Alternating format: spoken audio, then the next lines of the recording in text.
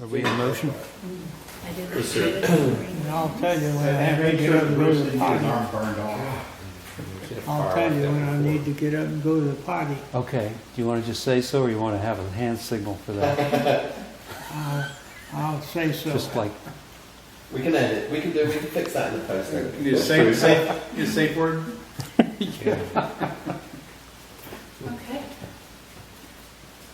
You say You'll like, be properly hydrated. Okay, and we can make comments and. can we ask Wait, yeah, questions? You can ask questions as I go Okay. along. Recording right now. I have nothing memorized. Okay, so life starts in Chicago. No, we're starting with Dodger in Poland. Poland, okay. The story starts in Poland then. You tell me when Rolling, you're right? ready to go. We're ready, we're It ready. goes right. Oh, okay. All right. I'm gonna sit up then. Uh-oh. Otherwise I'll fall asleep. here we go, here we go. Let's go. My mother came to the U.S. in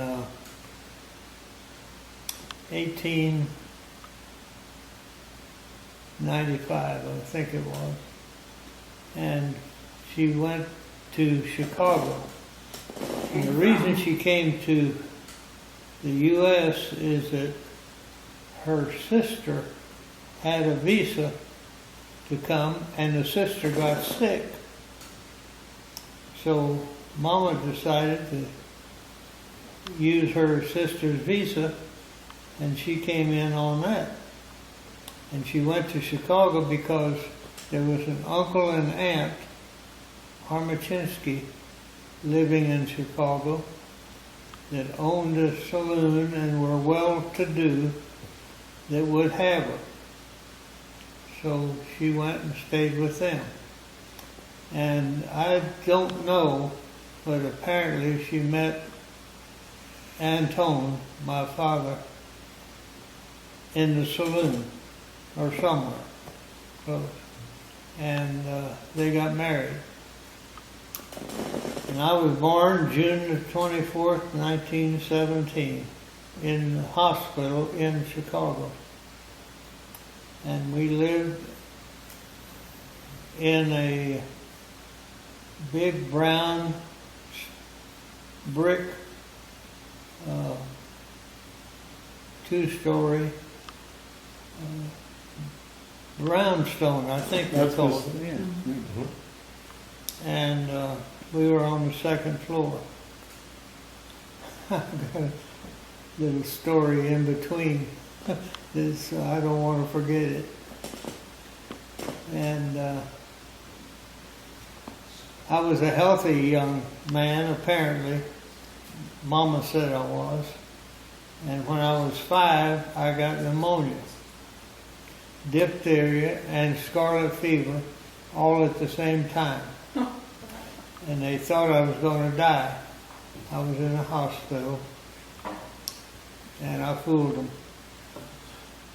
Thank God. Yeah. And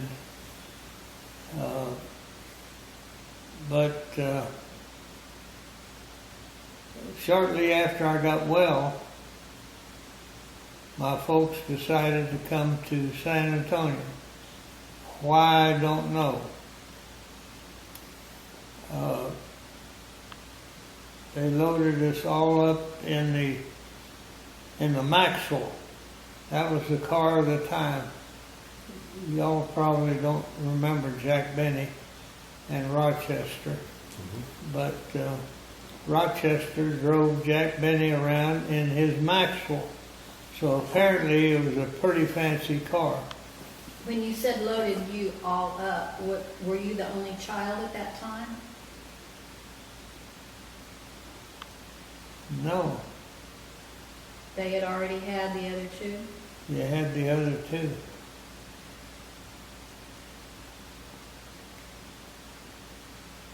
And about how old were you when you came down? I was on about 6, Oh,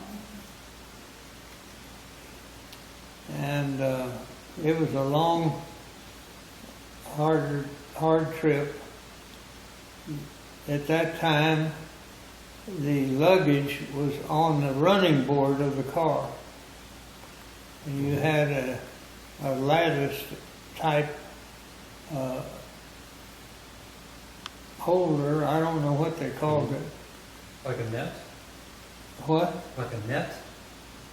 It wasn't a net. It opened up like elevator doors. Oh, okay. What did? The whole On the running board. on the running board. It was just X's, and I don't understand. we had curtains on the car. For when it rained, you put a steel rod in the door on two sides of it, and you slip these curtains over it, and that was your weatherproofing. It wasn't exactly rainproof, but it kept most of it out. Anyway, we came on down, we ended up in Kerrville. Now, why Kerrville, I don't know. And that might have been the reason for coming south. It might have been Mama's health. I'm not sure. I can remember being on being in a motel on the Guadalupe River, and Mama had us all out in the river. You know how the Guadalupe is, bottom is nice and even. It wasn't all rocks,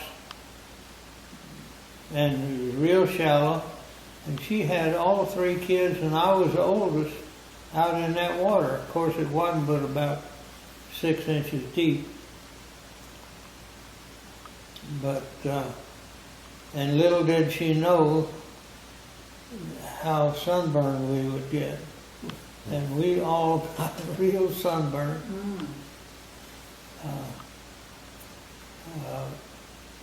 Then we moved into San Antonio, and the first house I remember was a big 2-story house south of town, what was probably Harlandale. It was a new house, and we didn't stay there but about a year or so. And from there we moved to right across from Riverside Golf Course. There were some Spanish type homes on the corner of Roosevelt and I think it was called Riverside Drive. And we didn't live in one of the Spanish homes. There was a 2-story house, big house, that we moved into, and we lived there, and we all had a good time because it was in a pecan grove. All of Roosevelt Golf Course at that time was a pecan grove. One story while we were there, and I might have told y'all this before, but one day a Mexican fellow came to the door and wanted to sell some watermelons. And Mama, being from Poland, didn't speak too good English, but she understood some things. And she said, "How much?" And he said, "2 bits." And she said, "How much?" She said, 2 bits.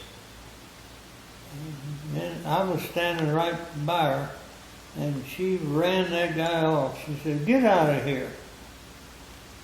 She was mad. She thought he was saying, "You bitch." I'm surprised all she did was run him off. Yeah. So we didn't get any watermelon. 2 bits, that's a quarter, right? That's a That quarter. was pretty expensive for a watermelon then, wasn't it? I don't know. I don't know how big the watermelon was. But I went to, from there we moved to a little house on, by Collins Garden. And I went to Collins Garden Elementary School. And one day my daddy was going on a business trip, and he had his suitcase, and at that time a streetcar ran out and ran between where we were in town, and he got on the streetcar, and I remember kind of running along the side of the streetcar waving goodbye to him. And that was the last I ever saw of him. He left us.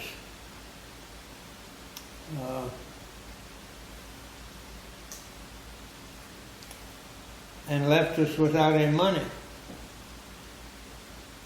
And Mama was smart. She decided that she had to do something because she couldn't pay the rent on that house. And she found a house for rent on Delaware Street, 233 Delaware. Jan, you ought to remember that number. Mm-hmm. And she divided into apartments, 2 apartments. And she rented out, she bought some old furniture. Where she got the money, I don't know. She must have had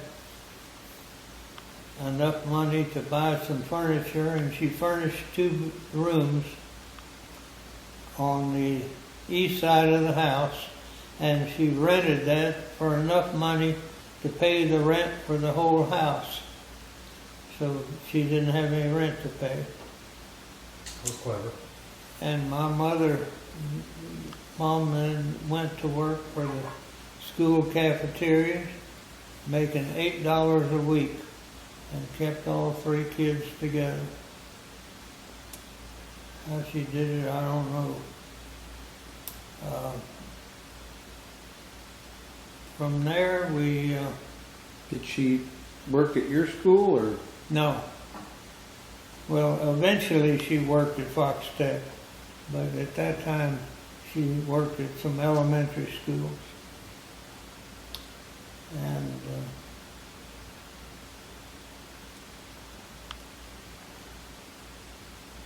By the way, Collins Garden Elementary still exists. I went to school over on Alamo, on St. Mary's Street, for a time, for elementary, to finish up elementary. And then I went to Page Junior School. And while at Page, I took metal shop from a Mr. Hawley, and you'll need to remember this for further down the line.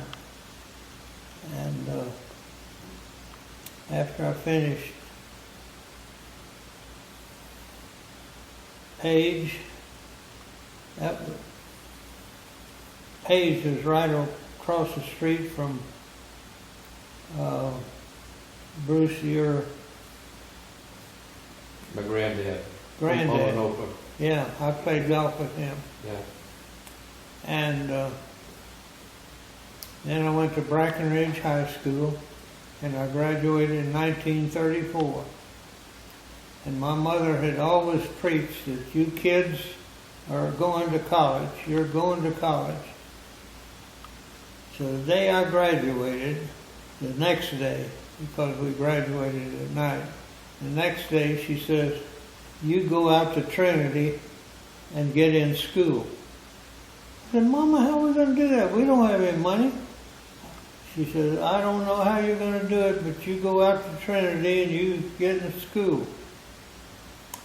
I said, yes, Mama. Because you did everything that Mama said. And so I went out to Trinity, You want to hear the story? Yeah. Yeah. Mhm. And I saw the registrar and I sat down and had to talk to him. I told him I don't have any money, but I've got these papers. I must have had a transcript or something. I don't remember that. And after we talked for a while, he said, yeah, I can give you a working scholarship. So he signed me up for Trinity University. Well, Did you study? pardon? Well, wait. Wait, And I didn't hear what they said. Don't worry about it. Go don't on. worry about it. Keep going. After I left Trinity, I said, well, I'm Catholic. Why don't I try St. Mary's? So I go out to St. Mary's and talk to the registrar there, Brother Tom Treadway. I'll never forget him. And I told him the same story I told at Trinity. And he said, yes, Conrad, we can give you a scholarship and a working scholarship. So I worked my way through in the library and worked there for a year, and then they put me in the book room, the book bindery, and I ran their book bindery. They had so many old books, we never did finish rebinding all the books. But I graduated from St. Mary's then in 1938 with a bachelor's degree. In What? And what? Elizabeth, that's the question Elizabeth was asking. What? What'd you study? Oh, I studied math and history and the social science and English. And I was and education because I wanted to be a teacher. And I'm going back to Delaware Street now for a minute. There was about 14, 15 boys my age that lived in the neighborhood, and it was great. But I was good at math, and some of them had trouble, and I would help them with their homework at night. And that's what made me kind of want to be a teacher, because I enjoyed teaching that.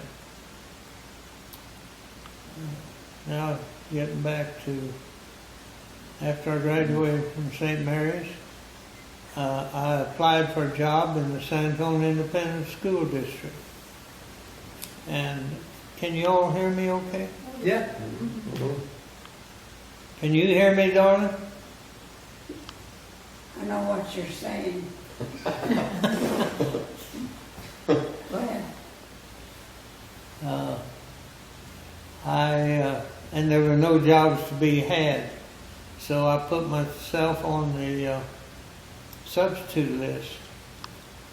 And they paid $5 a day. I said, well, that's good. That was Depression days. And believe me, $5 was a lot of money. So what year was this? It was 1938. Okay. And Post-Depression, pre-war.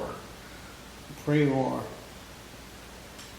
So one day I was out in the yard, and we'd never had a telephone until this time, and we got a telephone so they could call me to come as a substitute. Is that why you got it? What? Is that why you got it? Yeah. Why else would we have a telephone?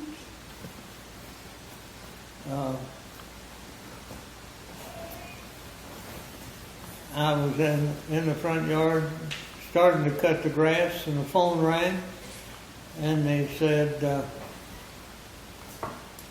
can you come to Page Junior School? Well, that's the junior school I went to. And I said, sure. So I went, and they saw Are the you running out of principal, battery? and he said, we've got a vacancy right now for manual training class, the the metal trade shop. And so I said, well, I don't know anything about it except I did take metal shop here. And he said, that's good. So I took over and I kept that job for several months until midterm. This was in September, and I kept it until January. And at that time, he called me into the office, the principal called me into the office. He said, we can't keep you any longer because you're not certified as a metal shop teacher. And I said, well, that's too bad. But he said, you have done such a good job, I'm going to see that you get a job in the district. And he did. But anyway, for the semester, I taught metal shop, and I felt like I did a good job. We made lamps and things of that sort. I just did from what I remembered as going to school in the junior school. But he got me a job at Harris Junior School. And I went over to Harris, and it was a job teaching math. And I was out in the portable building. When I walked in the room and at my desk, under my desk, I had a stack of paddles that big around. It was filled up the whole bottom of my desk, underneath the desk. And those were paddles that the kids had brought for themselves. They wanted, if they got licks, they got their own paddle. Oh my gosh. And I used it too. But I taught math there for, Was that a requirement? what? Was it a requirement to bring your own paddle? No. They wanted to bring their own paddle. Instead of one that the teacher had. I had a teacher's paddle, but they wanted to use their own, so if they... That was allowed in the district at the time. Yeah, so. Is the battery in the bottom? The battery in the bottom? Yeah. But that was like their engine. All right. And I stayed at Harris for a year, for a semester. And then the next year, I was transferred to the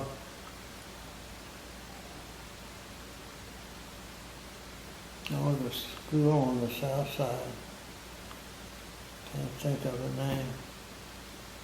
Anyway, his principal was Terrell Gates, and it was a farming school. We had 90 acres there, and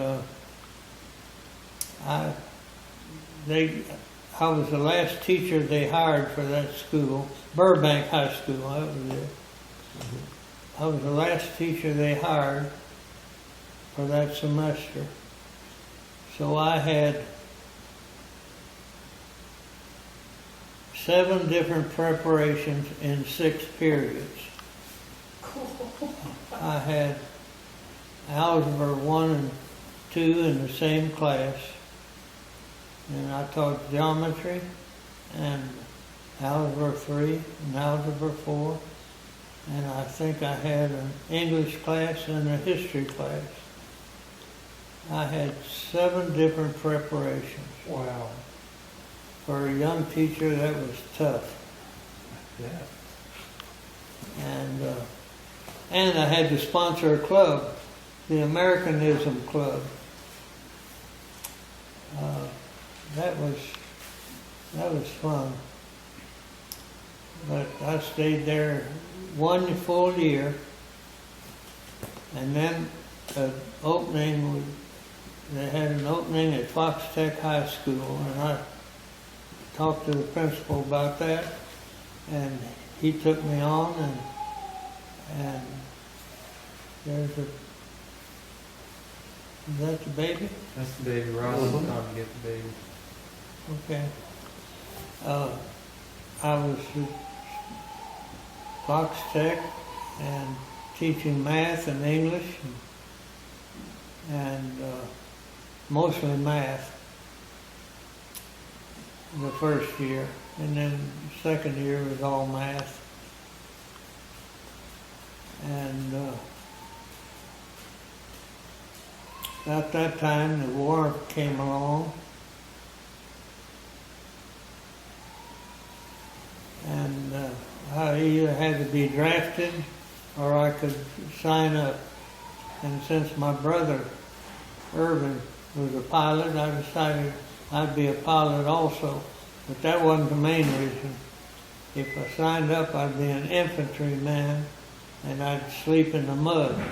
And I didn't want to sleep in the mud. So I joined the Air Force. And I went to primary at went first to Santa Ana, California, and then Tulare, California for primary, and then to Pecos, Texas. Then Marana, Arizona for basic in the VT-13, and then to Pecos, Texas for advanced training in 2-engine aircraft, the UC-78. We called it the double-breasted Cub because it was just like a Cub airplane. It was canvas covered, real light. Just give you one idea of how light it was. We had to fly a night mission with there was a pilot and a co-pilot, and both of us were students, and we had to fly a night mission and landed in an auxiliary field, and he came to bring that thing in, and he brought it in about 50 feet high and dropped it in, cut the engines, and dropped it in, and that thing just bounced so nicely and didn't even hurt it. Anyway, from there, from Tulare, I went to Marana, Arizona, and for basic training in the BT-13, and I got sick the first night I was there, and I was sick as a dog, and I didn't know what to do. I knew where the hospital was, but I just had gotten there, and I didn't have any friends yet, and I didn't want to wake them up at midnight since I was sick. So I got dressed, and I went up through the cactus and up the hill to the hospital. It's a wonder I didn't run into these big cactus or get bit by a rattlesnake, but I didn't. But I was in the hospital there for 1 full month, 30 days. I had desert fever. I had contacted the desert fever, they said, in California. And I was sick. And desert fever is the same, just about the same as pneumonia. So I had pneumonia when I was 5, and I had desert fever. And I also got pneumonia at where we're staying at Patriot Heights. But then But see, that's kind I don't of think- odd. You ready for I don't me? even remember that being on. It wasn't. No, just a second, Dad. Not my problem. It wasn't at first. It hadn't been on? No, it's been on. We've been good. You want me to start? Sure. Is the clock running? No, it's going. Yeah, it's on. It's going. We're good. We're good. Okay. Well, We're good. All right. Well, ask Liz's question then, sweetie. Or no, finish your stuff. wait till Elizabeth gets here. I'm here. Okay, ask your question, Lizzie. My question was, Grandpa, do you remember much about your father? No, I do not. I couldn't tell you what he looks like What? now. Are we recording? No, we're just playing. Yes, we're recording. I do remember that he never did much with us.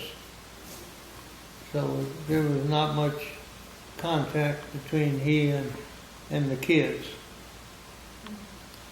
He had, as I remember, Dad, you telling me he had a bit of a entrepreneur spirit. He was always like inventing things or Yes, had starting little businesses. yes.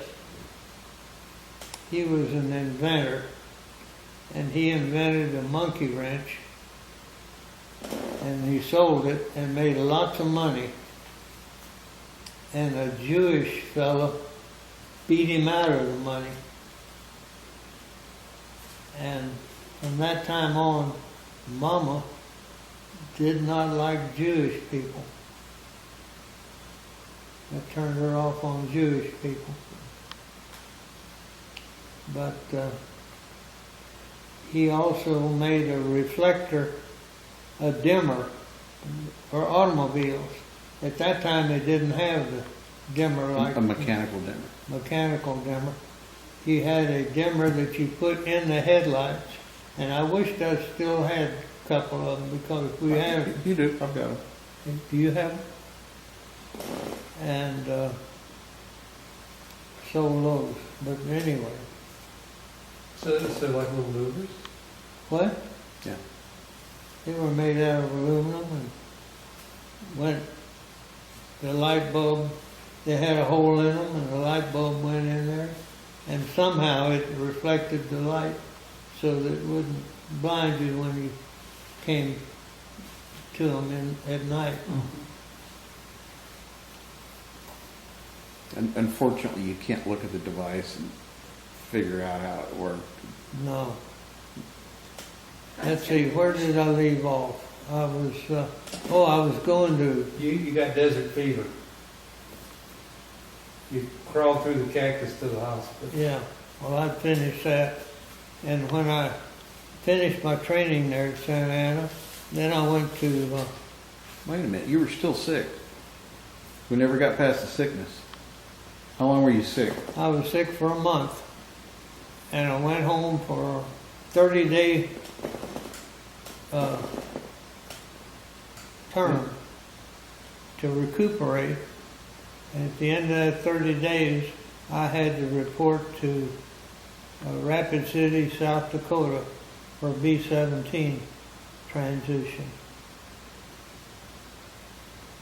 No, I didn't. I went back to Marana, Arizona, finished up the little time I had to finish, and from there I went to Rapid City, South Dakota for B-17s. And we got the crew at that time. I was flying co-pilot, and after that, we got on the train and went to New York City, where we boarded a ship to go to Europe. Some of the crews flew their planes over. We didn't have a plane, so we had to take the ship, and I'm glad we did. That was my first cruise. Did I miss something? Where'd you train on B-17s? What? Where'd you train on B-17s? In Rapid City, South Dakota.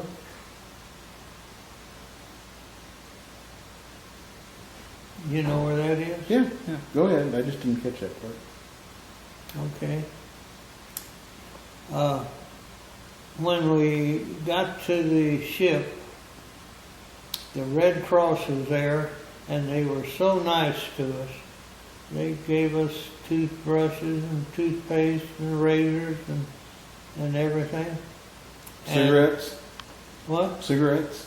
Cigarettes, which I gave away. I never did smoke.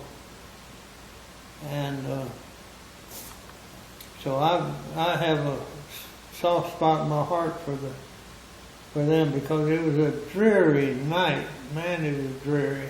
And that perked us up. Perked me up anyway. We went in for dinner that evening.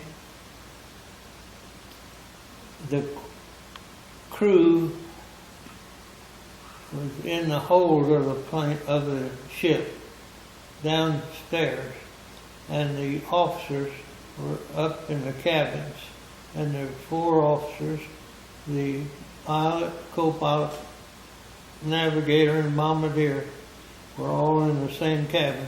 They had us bunk beds, It's a cruise ship. and it was a captured German cruise ship, luxury liner at that time. We went up to dinner and we sat down and they handed us a menu and we ordered from the menu. We had real china, we had the best kind of glasses and silverware on that. That was my first cruise, and I've liked them ever since. But every meal was that way. We had a menu, and we had waiters. Officers only? Pardon? Officers only? Officers only. The rest of the crew were down in the hold. And we went down there to see our crew, and it stunk. Probably people getting sick down there. People getting sick and vomiting and all. It was terrible. But we had it nice upstairs, and we could go up on deck, and which I did a lot. And we were in a convoy, and ships as far as you could see in one direction. We were in the middle of it. Ships both sides of us. We had destroyers on both sides of us because it was a troop ship. But the other ships were cargo ships and so forth. And we could only go so fast. Fast as the slowest ship could go. Mm-hmm. And that was slow. It took us 2 weeks to get to England. What was your rank? Second lieutenant. I didn't get to be a first lieutenant until later on in my missions. And anyway, when we got to England, we got to the 379th Bomb Group, and we had beds. I didn't have to sleep in the mud. And we had a mess hall. Wasn't the best food in the world, but it was food. The name of the base? Kim Bolton Air Force Base. And I was trying to think of the name of the town. I think it's Bedford, but I'm not sure.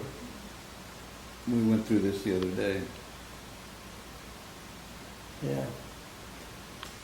Anyway, I flew co-pilot for most of my missions, and at the end I was the first pilot, but I liked being co-pilot. I'll tell you, I haven't told you before, but there was only 3 occasions that I really had trouble, or could have had trouble. One time, flak. You know what flak is? Flak is No. Okay, explain it to Liz. they shoot bombs up at you. We were flying at about 30,000 feet, and they shoot the bomb up, and the bomb explodes, and the particles are just like bullets. They actually make the casing of the bomb to where when it explodes, it flies into a billion pieces. Yeah. So you've got a billion little pieces of shrapnel flying everywhere. And that's what would knock our airplanes down.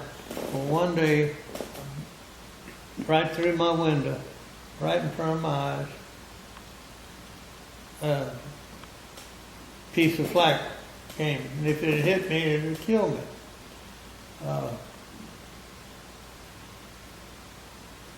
That was the first time. The second time, we were going out to the taxiway, getting ready for takeoff. And right before takeoff, you have to check your engines to see that the magnetos are working right. And the magnetos are what give it the spark to fire the engines, each of the cylinders. Everybody understand that? Yeah. Well, you check your mags and see that they don't drop too far. Well, riding co-pilot, I had to check all the gauges, and so did the pilot. And one mag on engine 3 dropped down, kept dropping down. And Howard Barron, who was a pilot, and he was a good pilot, but he was a crazy pilot. More about that later. Anyway, he said, "Oh, it'll be all right." Well, we had a full bomb load and a full gasoline supply, and we were going to Berlin, so you know we had a lot of gas. And I says, he started to taxi out, and I unloosened my seatbelt, and I said, "Howard, I want out. I'm not going with the mag dropping like that." He said, "It's all right." And I said, "No, it isn't." I said, "Let me out." He said, "Okay." Well, about that time, we were all on intercom. The engineer heard what I said, and he said, "I'm getting out too." Well, as soon as he said that, Howard said, "Okay, we'll go back to our tent." All of our mechanics was in tents. So we taxied back. And before we got 100 yards away, that engine quit.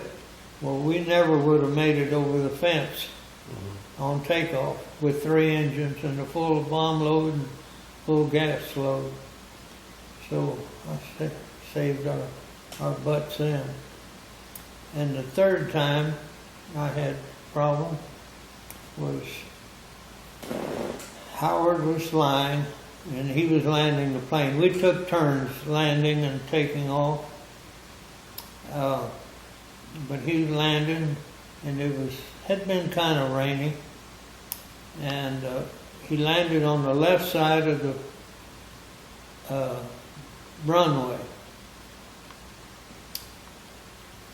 And he said, "I want to get to the tent right away." And he was going to cut across the runway and go to the tent. Well, when he got to the edge of the runway, he hit a big hole, and our right wheel went down in this hole, and the right wing went down, and the prop came up in the back of my head, part of it, a big piece. I think you still have that piece, don't you, Ted? Yep. And if that had hit me, it would have killed me. And the engine caught fire, It was right outside my window. And I said, fire. And boy, those guys got off that plane in no time flat. And so did we. Did it destroy the airplane? No, they fixed that airplane. It was just the wheel went down, and when it did, the shock couldn't take it, and the whole wing went down. And they fixed the plane. But the third time, That was the third time, right? was that the third? Mm-hmm. Yeah. You did 3. Okay. Was there another time? No, it was just 3 times. The flak coming through, and the The magneto and the mags busted and the prop. prop. That's just 3 times. I was lucky. And So where were most of your missions? well, they were everywhere. Most of them over Germany. But the longest was Berlin and Munich. My first one was Munich, and I don't know what number, went to Berlin twice. Lots of ball bearing factories. Yeah. Ted's got this all written in a little book. After every mission, I'd write just a little short paragraph on what happened and what was going Who has on. that book? What? Ted. Ted has a book.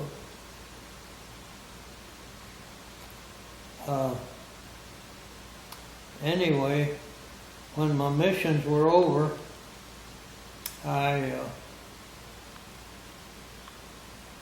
Irvin somehow found out that I was finished my missions or something. He sent a plane over to me. He was stationed in France. He had a chateau in France. And he sent a plane over for me. He didn't come himself. And Unauthorized. well, he could authorize it. He was the head of the group, his group. So he could authorize it. But I went AWL with them back to France because I was waiting for transportation to come back home. I had no reason to stay around, so I really was AWL and went to France. And he took me into Paris for the first time, and there was nothing going on at that time. We were lucky to find a place to eat, but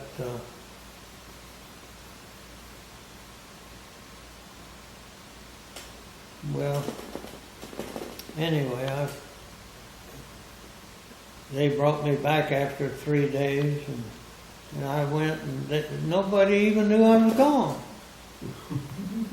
That's. I'm confused. What?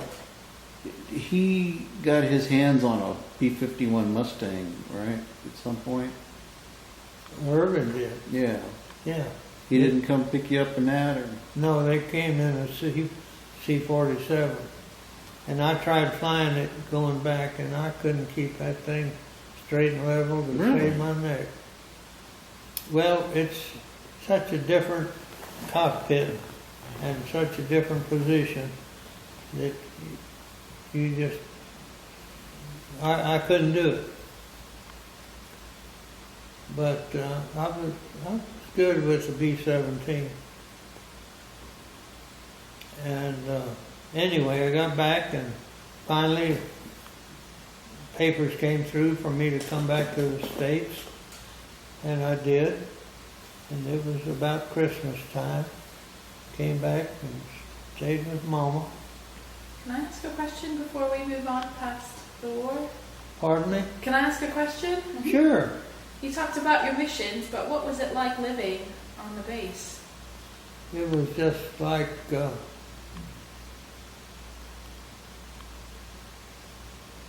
was no problem. You didn't have much to do. How As much far- time between missions? A few days or one day, a week? It depends on, sometimes you have one day and one the next. But ordinarily, there'd be a couple of days in between. I was only over there for 6 months, and I got in 36 missions. 2 a week on average? No, 1 day. Okay. Did you make some good friends, or was it just waiting around to go on your I next hung mission? around with the George Cannon, who was a navigator and a great guy. He was a married man and had kids. His wife, they lived in Louisiana, and he and I hung around together. And we would get 3 days off after we flew so many missions. And those 3 days, he and I would always go around seeing England. We'd get on a train there at Bedford and just head out. Well, that's not going to help me any. What was your favorite place that you visited? Well, the place I remember more is because I visited more times was London.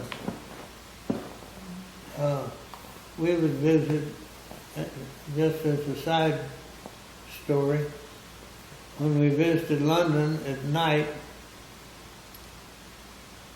you'd hear the buzz bombs from Germany coming over. You could hear their engines. You know what a buzz bomb is? V1. Yeah, V1. You'd hear them going over, and all of a sudden you wouldn't hear them again until you heard a boom. They had run out of gas. They just had so much gas in them. They weren't. All they did is point them towards London and put an X amount of gas in them. That was the navigation. That was it. And they'd go boom, and that's what they bombed London with. And London was pretty well torn up. But the people, English people,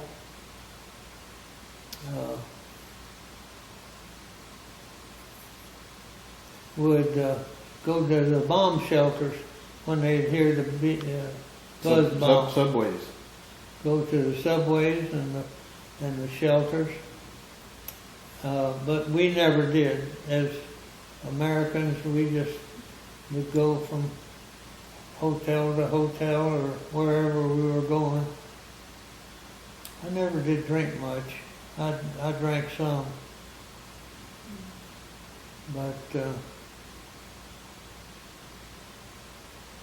one time in our trips on the train, we were going around England, and came about midnight, and we got off the train in some town, I don't know what it was, and we couldn't find a place to stay. So a guy put us up in a big warehouse. He had a couple of cots in there, and we just slept in that warehouse. Next morning, got up and got some breakfast and got on a train and continued on our way. So when you went to London, you wore your uniform? Oh yeah, that's all we had.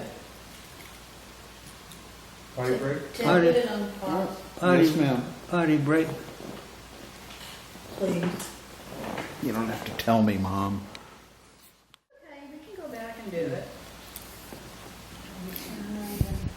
Is that on? Yeah, but I've never seen one that doesn't have a red blinking light on it. Maybe that's an option. It's not supposed to be. Is it on? There's just no It's supposed to white be wall in- in front? There's no anything. Out of Colorado. Yeah. Mm-hmm.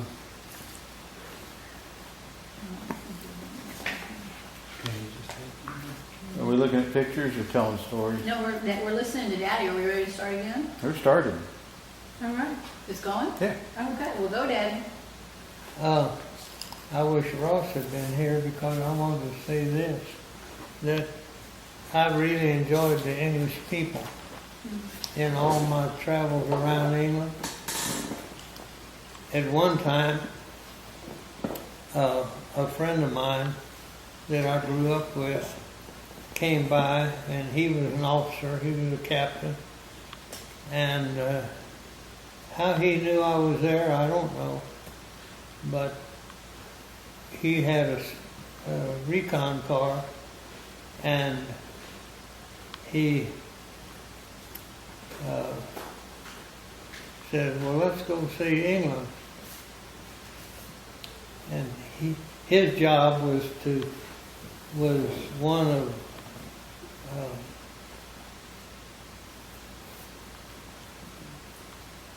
making friends with the English and taking care of any of their problems that they might have had with the Americans.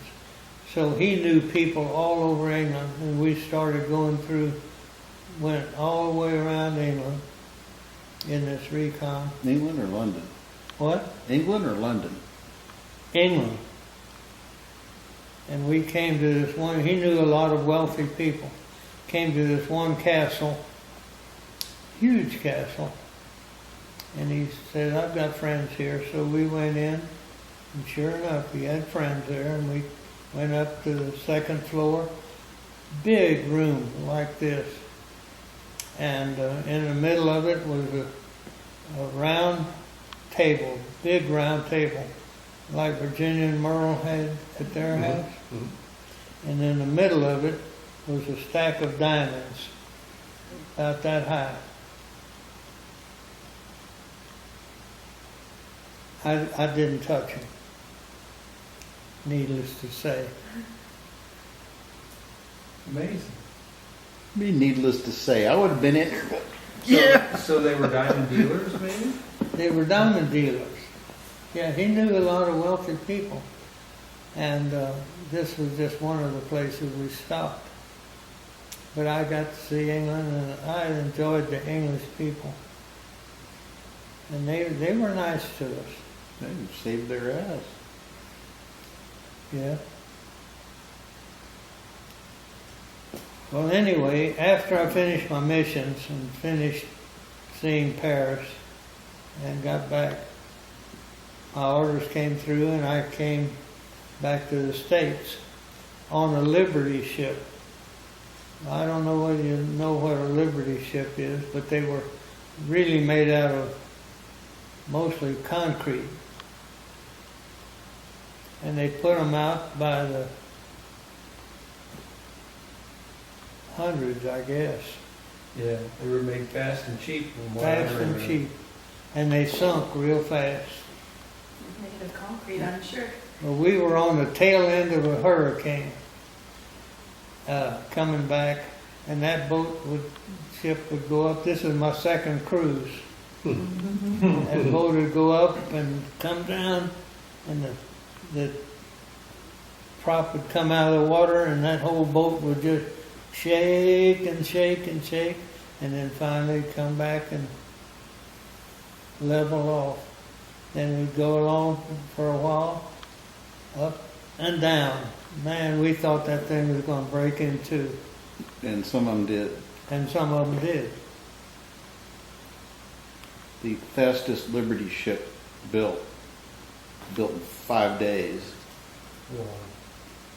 If it tells you anything about the quality.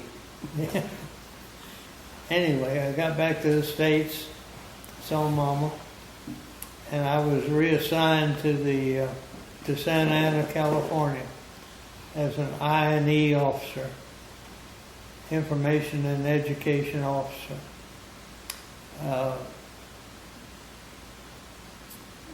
My job was to talk to the returnees at that time. They were coming back, and they were being sent to Santa Ana. And I was an education officer, and I would speak to 200 or 300 GIs and officers at a time, telling them about the GI Bill and what advantages they had if they wanted it. That was my primary job, was talk to them. And man, talk about attention. They gave you attention because they wanted to know what was coming to them.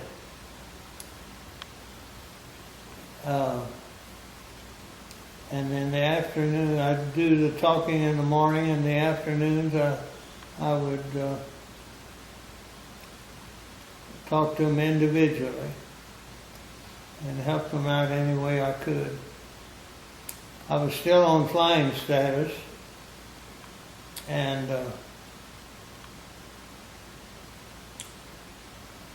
I got my flying time in. You had to fly 4 hours a month to get your fly pay, and I did that. And one day they needed someone to go to Memphis, Tennessee, and pick up an AT-6, which I had never flown, had never been close to, didn't know anything about. And they said, "Anderson, can you do it?" I said, I don't know anything about an AT-6. Well, they couldn't find anybody else, so they said, "You're going." So they flew me to Memphis, and this is the scaredest I've ever been. More scared than I was on any bomb run in Europe. I shot one landing with this guy in Memphis, and he says, "Okay, you've got it." And I didn't know anything about the instrument panel. It was kind of like a BT-13, but not exactly like it. And I decided, well, I'm going to go to Kelly and see Mama. So I flew to Kelly and then saw Mama, spent the night here, gassed up, and flew to Santa Ana, California. And as I was getting to Santa Ana, it was socked in completely. And they said, "Well, you have to circle." So I circled over the beam. Seemed like hours, but it was probably about 30, 40 minutes. And I said, "Get me down out of here. I'm getting low on gas." I wasn't low yet, but I would have been low. They gave me a heading and said, "Take this heading and something else." Anyway, I didn't. I took 180 degrees from that. Well, the heading that they gave you was headed out over the ocean. The heading they gave me was over toward the mountains, and I didn't want to run into a mountain, so I took the opposite and went over the sea. And when I saw the water, I leveled off and made a 180 and came back, and I knew where I was. I could see the lights on the land at that time, and it was getting to be early morning, and landed safely. But I was scared then because I didn't really know what I was doing. So what airport were you headed back to, or what base in California? Santa Ana, Okay. So it's on the water, or pretty close. it's close to the water. So you just went down low? Yeah. Under the cloud cover? Uh, Or fog, or Yeah. whatever it was? The sock. The sock, yeah.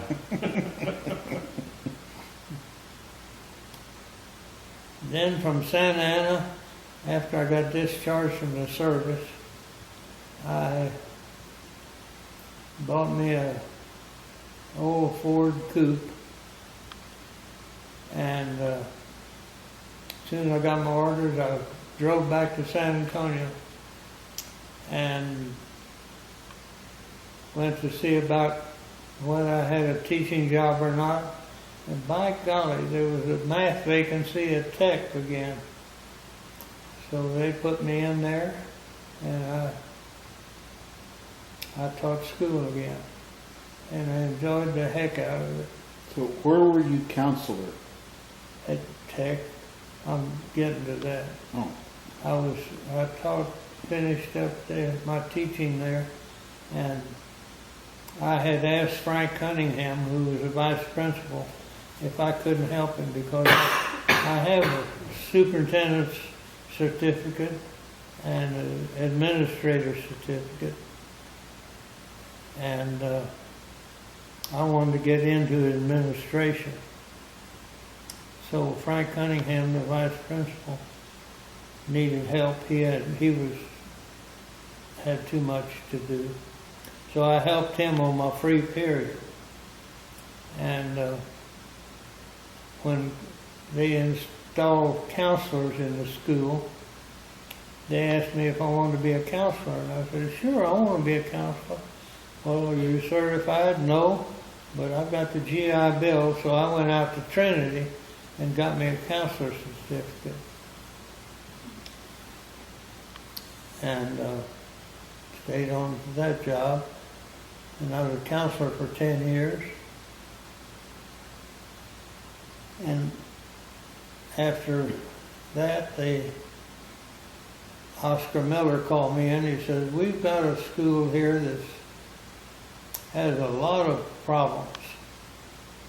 And we need someone to take over. He said, it's Harris Junior School. I said, I know Harris, where I had taught before. And he said, you think you can make principal there? I said, I'd sure give it a try. He said, well, go ahead and do the job. And so I was at Harris for 10 years. And to start off my first year, the first month at Harris, I talked to all the kids and myself in the auditorium, not having anybody else talk to them. I wanted to let them know how the cow ate the cabbage and what would happen to them if they did certain things. Well, right off the bat, we had a fight on the river, on a creek. Harris backed up to a creek. And the coaches caught them, brought them in. I said, okay, girls, you're suspended. It was a girl fight. You're suspended for 30 days. Go bring your parents. Well, they left. The next morning, here comes this woman. She is about to eat my lunch. Where is this Mr. Anderson? And I had her, my secretary had her come in, and she sat down. You suspended my girl for 30 days. Yes, I did. Said, well, we'll see about this. So she gets off and takes off, and she ends up at Oscar Miller's office. And she states her facts down there. Pretty soon, I get a call while she's still in the office. It's from Mr. Miller. He called me and he said, could you come on down, please? I said, sure, I'll be there in 30 minutes. Harris isn't too far from the school board. And I went down. Here's this woman and her daughter sitting there in front of Oscar Miller. And he said, tell me the story. So I told him the story. And he asked the girl, is that right? She says, yes, that's right. He says, well, that's the way it is. If he told you you're suspended for 30 days, you're suspended for 30 days. And if he had not backed me up, I'd have had all kinds of problems. But Harris was a good school. I got back to the office, and my secretary said, "Did you know that woman was the president of the PTA?" I said, "I didn't know who she was." And word got around in a hurry that if you do something, it's going to happen. And we had a good school. One other problem we had there, this is just a sideline, the coaches, I had them checking the restrooms, and Coach Harris brought a boy in one day, and Coach says, "There's something funny about him. He's got something down in his pants." He'd been walking real funny. So I said, "Well, let me see it, son." So he reached in his pants and he pulled out a loaded double-barrel shotgun. Whoa. And of course I had to call the police then and get them involved. And they took him to the station and confiscated the gun. I would have loved to have had that double-barrel shotgun. It was a good-looking shotgun. You didn't have to call the police, did you? What? You didn't have to call the police, did you? No, but when something that bad is happening, I'm not saying you shouldn't have, but you weren't required to or anything. no. But there weren't too many guns at that time. And Lots of knives. anyway, about 4 or 5 months later, here comes this young man in to see me. And my secretary told me someone wanted to see me. I said, "Send him in." And good looking, had his hair cut and everything. And he said, "Mr. Anderson, I want to shake your hand. You did me the best favor in the world by expelling. I expelled him, and I didn't have the right to expel. I have the right to suspend, but not expel. For expelling me. And because he said, I joined the Navy and I'm a different guy now." And he was. He said, I know what's right and wrong, and I appreciate what you did for me. You have bigger guns now. Yeah, machine gun. Let's see. After Harris, then they asked me to be principal at Fox Tech High School. And I didn't know whether I wanted that or not. That's a pretty big job. And I asked Mama, I asked Lorraine whether she wanted me to take that job or not. Because you got basketball games and football games and all kinds of things you have to attend.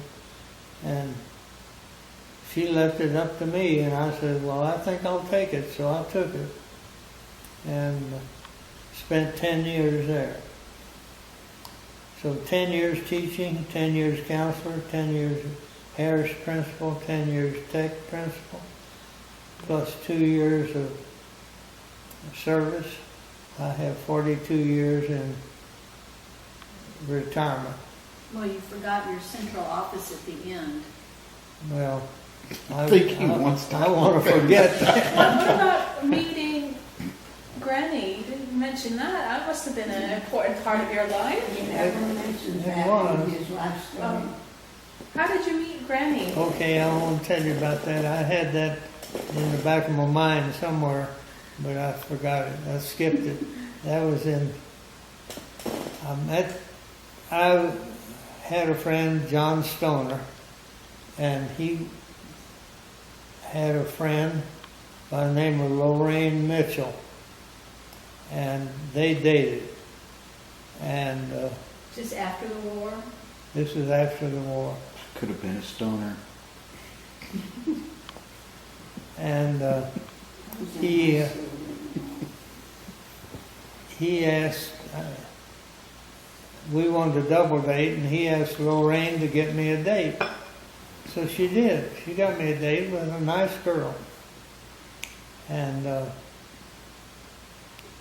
when I walked up the door to meet Lorraine, I thought she was the prettiest woman I'd ever seen.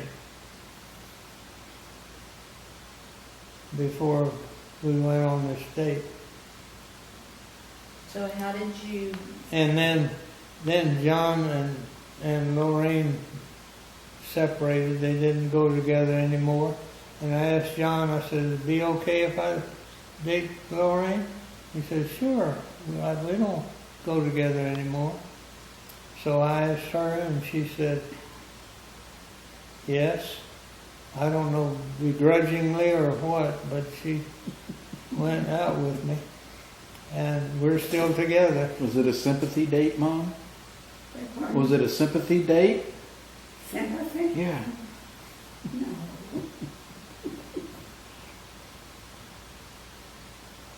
I liked him. Consequently, we've had 4 great kids. Enjoying them all. We've had 4 grandkids?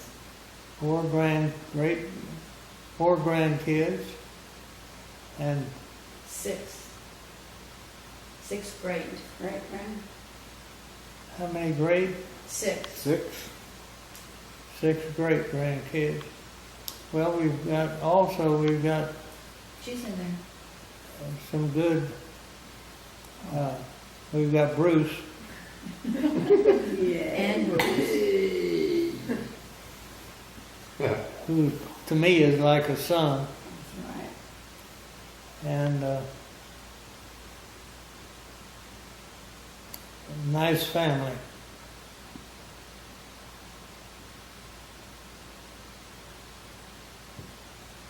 Any other questions? Yeah, so from going way back, Chicago to Kerrville, you went through Houston and had an Oh, yeah. incident in Houston? Yeah, forgot to tell you about that. In Houston, we went to a hotel. We were on the 3rd floor, and Well,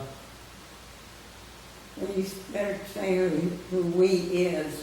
that's Mama and my daddy, and Oh, man. and Irvin and Virginia In the Maxwell.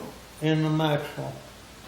And in the middle of the night, there was a fire in the hotel, and smoke kept coming through the doors, even though they were closed, through the cracks. And Mama and Daddy tried to put wet sheets on, and they couldn't do it. But anyway, being on the 3rd floor, Mama held Virginia, who was a baby at that time, held her out the window to show them there was a baby there. And we were rescued. Went down the ladders. Known as a fire escape. What? It's known as a fire escape. Oh, a fireman's ladder. Fireman's ladder.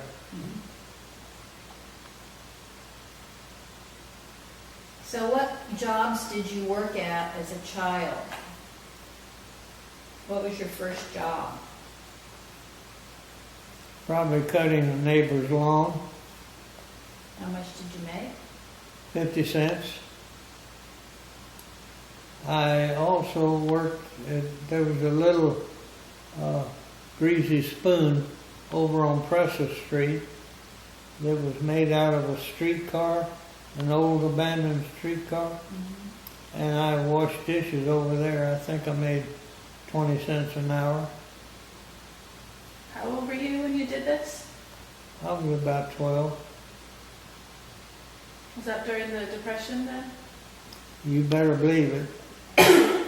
Well, yeah, that was right in the Depression. That's what was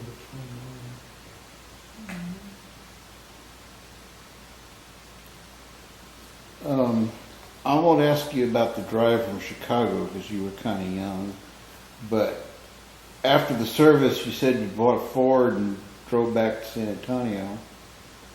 What was it like driving that far before interstate highways? It was just like going from here to, let's see,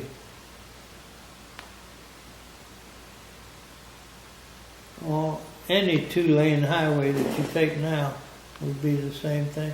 We're taking that road out here, like this road. That's the kind of road it was. Took a while, I imagine. I don't remember how many days, but I think 2 or 3 days. I didn't pick up any hitchhikers or anything. How long did you own the Ford? Not very long. Got rid of it. Got me a Pontiac. Ooh, moving up. Yeah, nice Pontiac. That we went on our honeymoon in. Just gotten it. We drove that Pontiac to Mexico City. And there were not interstates then. And going around one mountain, I'll never forget this. I can still hear it. A rock fell off of that mountain and hit the top of that car. Man, what a noise. What that was. That was scary. Tell Elizabeth about when you got into Mexico and y'all didn't know Spanish and seeing the signs, the traffic signs, like the ones that said Alto. I know there's a story there because I heard it. I didn't hear the first part of what you were saying, but I was driving the car way down in Mexico. When we were going to Mexico City. And I had just learned to drive, but it was a good highway, so he let me drive for a while so he could take a nap. And oh, that's a different story. That's not about the rock hitting the car. No, I want to know about the stop signs. Do I have to spell the story out?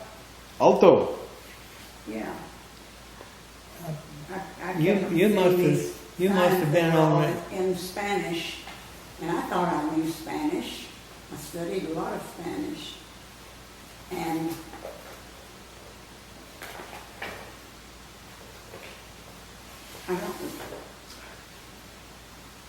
I don't remember the story of Alto. Well, you must have been running stop signs if you didn't know what it meant. Yeah, I ran it all right because I thought it meant slow. So I ran it slowly. My dad says that every summer you took the trailer and went on lots of vacations around the U.S. What was your favorite trip that you did with the kids? We had so many good ones, I don't know. They were all good. Yeah, that would be a tough one for me. I- There were a lot of good trips. That would be hard to say, but I think the trip to Bryce and Zion was a great trip. Why was it a great trip? Well, it was 2 different types of scenery for one thing.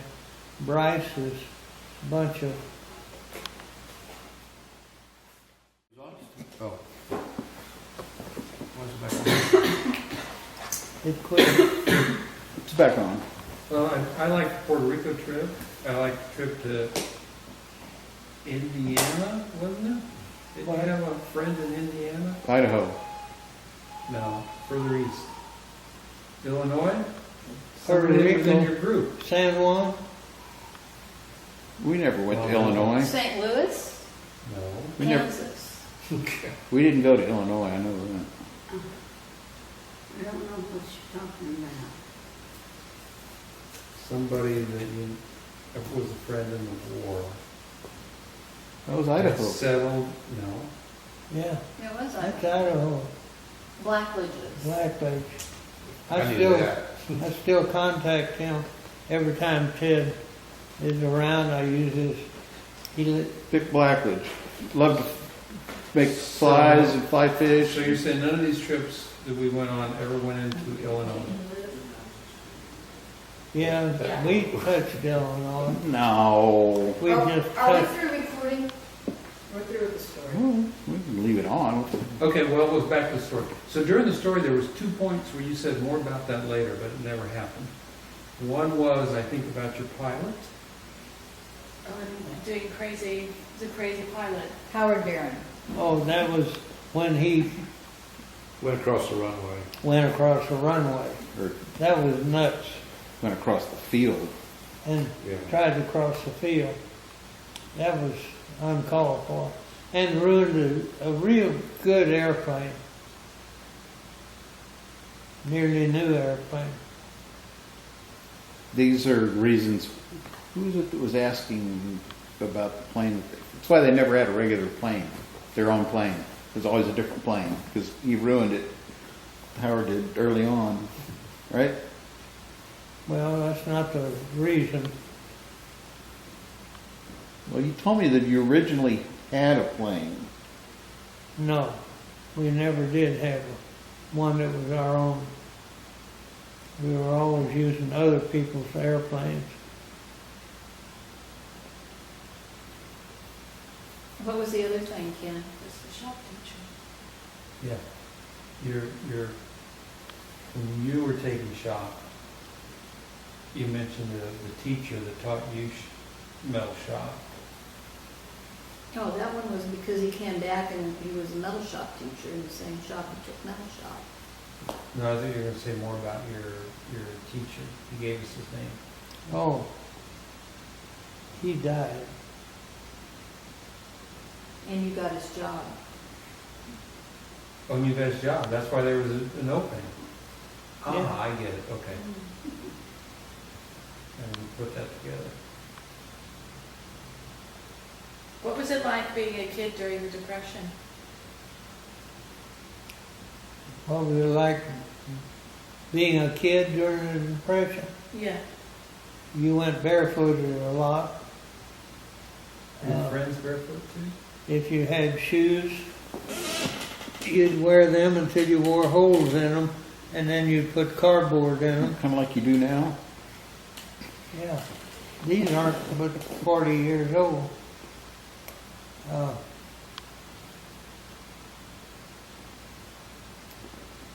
But we didn't have anything. We didn't have a radio.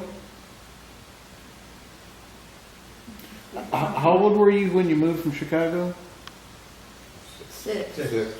About 6. Right after I'd gotten sick. After I got well. Oh, I'll tell you a little story about that brownstone house we lived in Chicago. One day, Mama, not this Mama, came out on the back porch and yelled at me. I was playing out in the yard. Said, "Conrad, where's Virginia?" I said, "I don't know." She said, "I can't find her anywhere." So I went upstairs and looking around, and I knew where she was. I'd put her under the bed. She had been getting all the attention, apparently. Well, she was an infant, wasn't she? She was an infant. Yeah, So you just hit her. I hit her under the bed. She was apparently really content down there because nobody heard her. You think if you put Charlotte under the bed, that Ross could find her? Yeah, I'm sure everybody could find her. Let you know she doesn't belong underneath there. Elizabeth, in high school, I didn't have good clothes at all. But when I was a senior in high school, I joined the ROTC so I would have some decent clothes. They furnished clothes at that time. And Including shoes? what? Including shoes? Including shoes. Tell Elizabeth about when you and Irvin used to sleep on the back porch. Oh,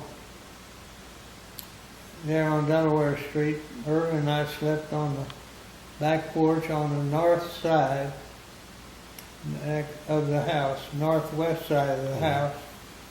And I guess We not did. everybody knows what a screen porch is. Yeah, we do. well, it was big enough to hold a double bed and it had about that much width between it and the screen. But you did have this tarp that fell down in case it rained.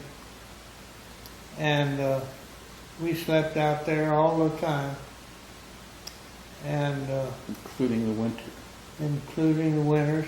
In the wintertime, we had a cat, and we'd put that cat under the covers and push it down at the foot I still laugh when I hear this. of the bed and warm our feet. It must have been a very complacent cat. They only bathed about once a week back then, too. That's right. Not that poor cat. Very cooperative cat. Yeah. So what about the swimming pool? It's a big part of your life. That was a big part It's of part of it. your children's life. Yes, it was. Tell me about the swimming pool. How'd you come to have it? Yeah, what happened? Well, I'll tell you how we come to have it. Bob Chambers, who was a coach, had been approached by Mr. Kessler to operate a swimming pool. Bob and I were friends. He was at Tech, and he was a coach. And he asked me if I would be interested in working with him during the summer. So I said, yeah, I'd like that. I'd like to give it a try. So he worked at it for 1 year. To get memberships, we had flyers that we took around to the different areas, and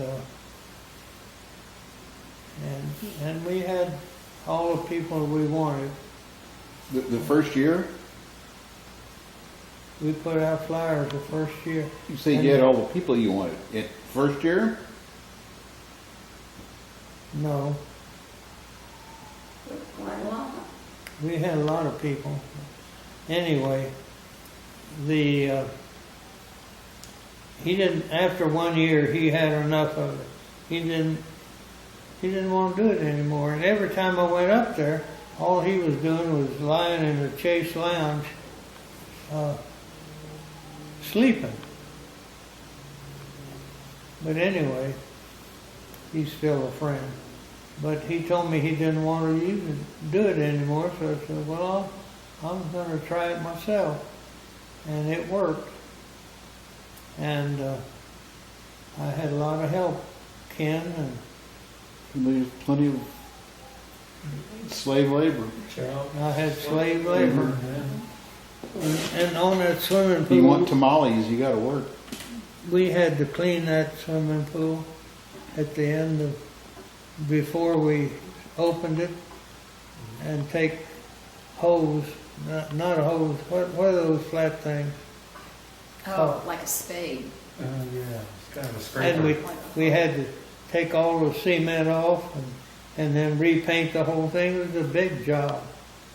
And then fill it full of water. So it was in pretty bad shape when y'all took it over? Oh, yeah. It hadn't been operated for a while? Hadn't been operated for quite a while. So was Mr. Kessler living in San Antonio when y'all first started, first year? Who? Kessler. No, he was from New York. So He was a developer, and he had bought the land to develop it. And he wanted someone to use that swimming pool so he could get some income from it. His nephew lived here and was a big real estate man. oh, And he came down and lived with Bob or whatever his name was at first. Well, I made one mistake. He wanted to sell it to me for $40,000 at one time, and I thought $40,000 was astronomical, huh? just too much money. I couldn't afford to do it and take you kids on summer trips and do what we wanted to do. So I didn't do it. But as it worked out, it was all right. So that's how Kessler and Bob connected. Was through the nephew. What was Kessler's nephew's name?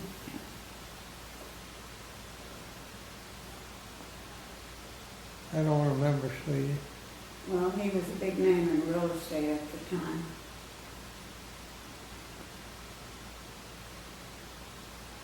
He was good to us.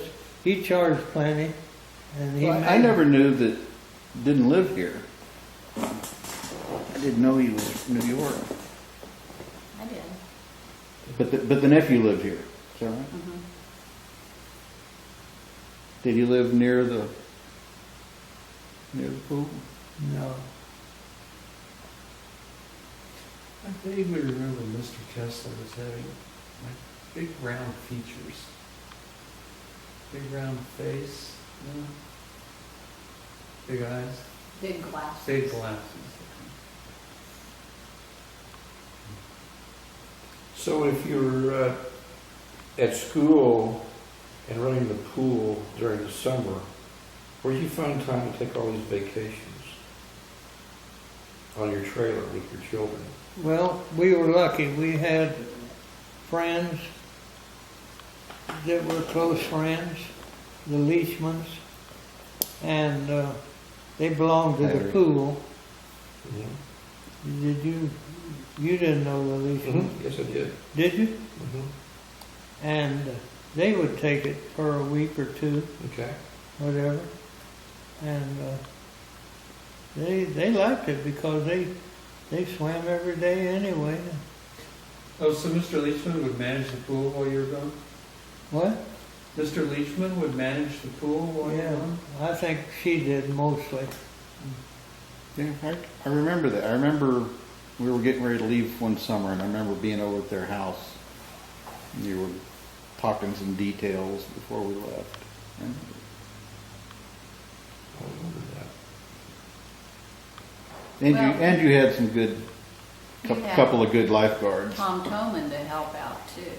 Yeah, I hope that Tom can be here tomorrow. He'll be here. He's planning to. What?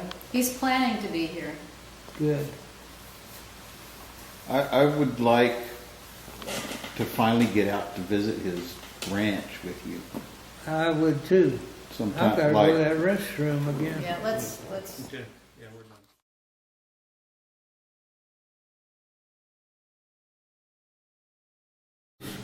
Fruit. They had fruit on their trees. Mm-hmm. And he went to one of the neighbors. He tied his pants legs, both pants legs, and filled his pants full of pears and brought them home. Wow. So did Dodger, was she mad at him for that, or I don't remember that. did he get in trouble? I don't remember that. Were they tasty pears? Were they what? Tasty pears? They were tasty, but they were a hard pear. And what about when he came home and Dodger made him stand outside the window?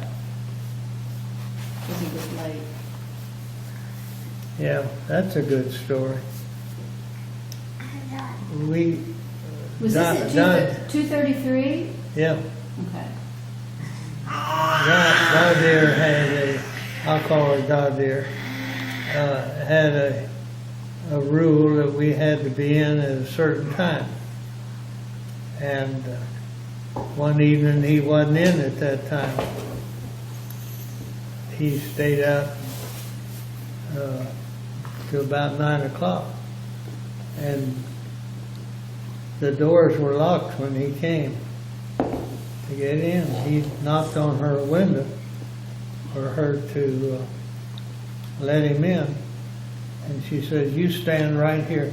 It was a window on the front of the house. She said, "You stand right here. I'll let you in whenever." She made him stand there all night long.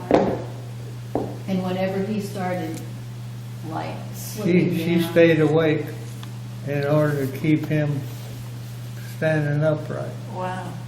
Said, "You get up." How old was he? Was he a teenager? Pardon? Was he a teenager? Yes. Yeah. I bet she taught him a lesson then. Did he have lots of girlfriends?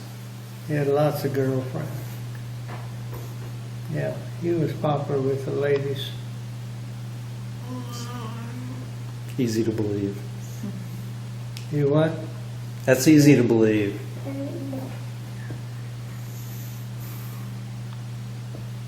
What else?